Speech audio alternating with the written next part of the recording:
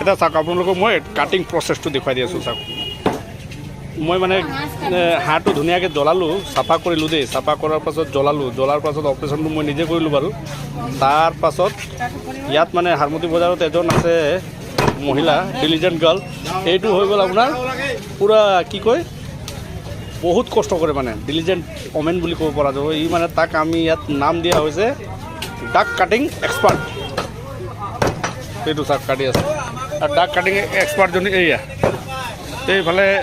vice expert এইটো মানে vice expert তাৰপাছত ইয়াত কাটিং এটা চলি আছে ধুনীয়াকৈ তাৰপাছত এইফালে কিবা এটা মাত মাতি আছে কিন্তু মই কাটিংটো দেখুৱাই দি আছোঁ আপোনালোকক হাঁহ কেনেকৈ কাটিং কৰে সেই প্ৰচেছটো দেখুৱাই আছোঁ চাওক এতিয়া ধুনীয়া কাটিং নহয় এতিয়া বেলেগ কথা নাপাতি আপোনালোকক মই আমি যদি খাওঁৱেই গতিকে আপোনালোকতো খোৱাব নোৱাৰোঁ গতিকে কাটিংটোকে দেখুৱাই দি আছোঁ চাওক কি মজাকৈ কাটিছে চাওক এয়া মাংস কোৱালিটি